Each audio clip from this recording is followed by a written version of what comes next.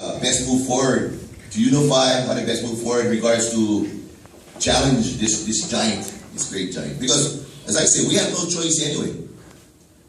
If we're gonna live on this place, we got no choice but to fight for this place. Period. So, you can share. Yeah, I never give advice when I am a guest, and people who I am with know so much more than I ever will. But I will share with you thoughts that were going through my mind as I heard you all. I heard you, I heard Walter, and I just heard our brother who wants to take the walk around the island and decide what doesn't belong here.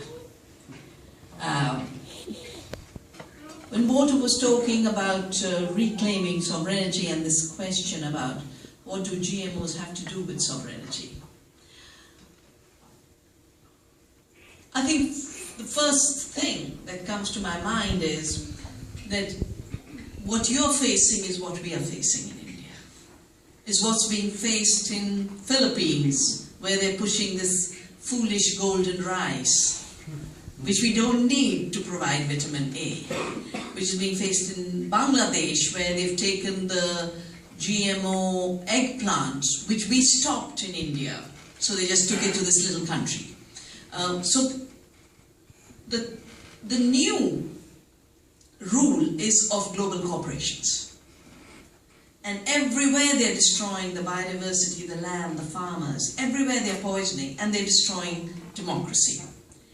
And our challenge is, how do we reclaim home rule in terms of local self-determination, while we define home rule as planetary citizens, rising in a resurrection against this corporate crime against the planet, across our diversities. Because part of what the legacy of this top-down governance has been is the assumption that only force unifies, only external control unifies, that diversity is divisive. But the opposite is true. Diversity is the unity. And while you work to deepen your home rule here, we've to link every aspiration of home rule everywhere into the future movement of the planet, which I call Earth democracy. A democracy of the Earth with all her beings, all her species, with every community self-organized and self-determining, but connected.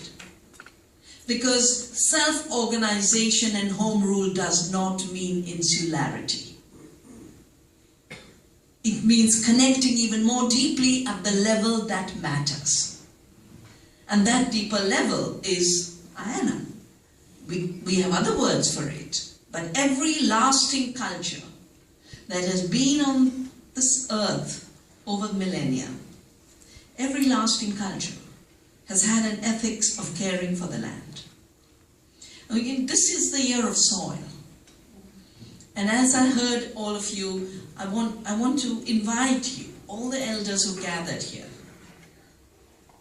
to just write short essays in your language and then with a little translation. Because we're going to be bringing out a book in the voices of different cultures of what the soil and what the land means. That it's not a commodity. It's not for grabbing. It's not for speculation. It is our identity. And even though that identity is so diverse in the way it's expressed, underlying it is this common principle of the recognition of the life-giving force.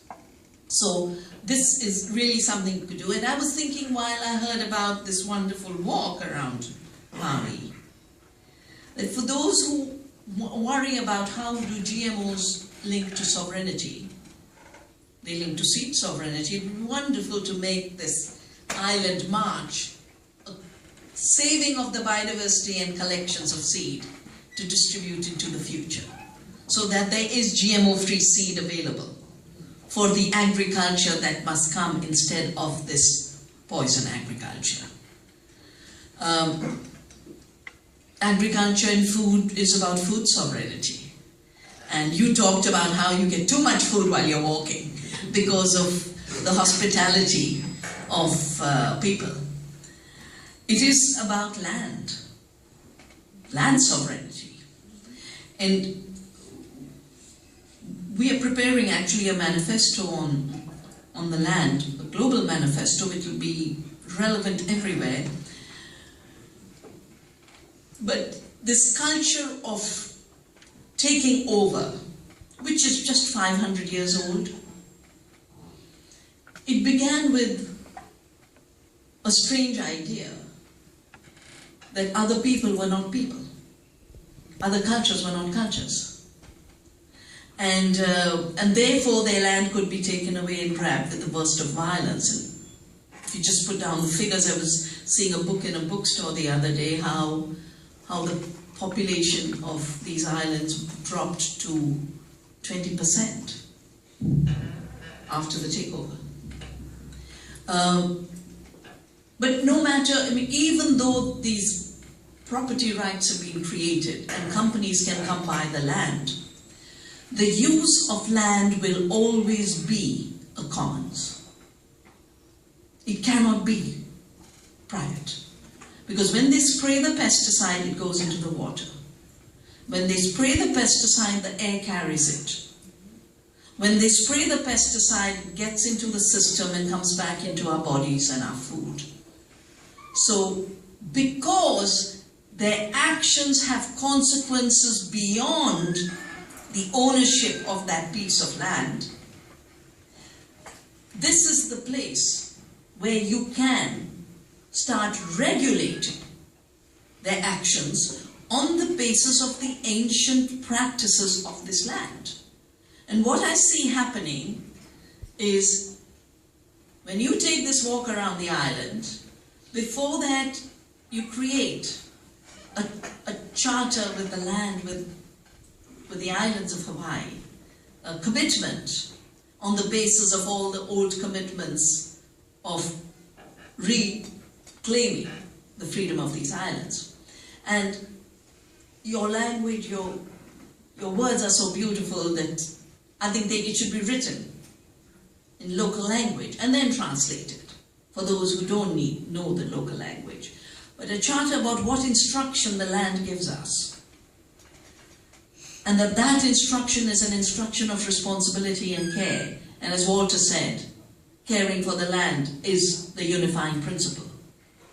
And because of the carelessness and violence against the land, the actions that are not permissible, that we do not permit you to give these actions, because while you might under current false law pretend you own this land, under the real law of the land owns us. And that instruction should be then shared around the island. And notice what we do, we shut down 3 Coca-Cola plants in India. And everyone thought Coca-Cola was so big no one could deal with them. Because the only way they can bottle all that water in millions and millions of bottles every day is by stealing it from local communities.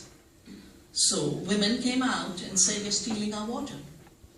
Cases went up to the courts, but the women kept up saying, even the courts rule in their favor, we are going to shut them down. So 3 plants are shut down today. And one of the actions we had was serving notice to Coca-Cola that water is a commons, it belongs to the community. You never took permission from us. We don't give you permission to exploit, so pack up and go. And I think this action only you all can undertake in terms of serving notice to the agrochemical companies, to say you've violated every law that comes from IANA. And because of that violation, we put you on notice. And we give you a little bit of time to do reparations. But after that, we are going to, on the basis of the law of the land, which is both home rule in the narrow sense and home rule in the deeper sense of the law of the earth, we will have to take more drastic action. But I think that would be the only way. What small steps have been taken in Maui could become big steps that are not just for Hawaii, but have planetary impact.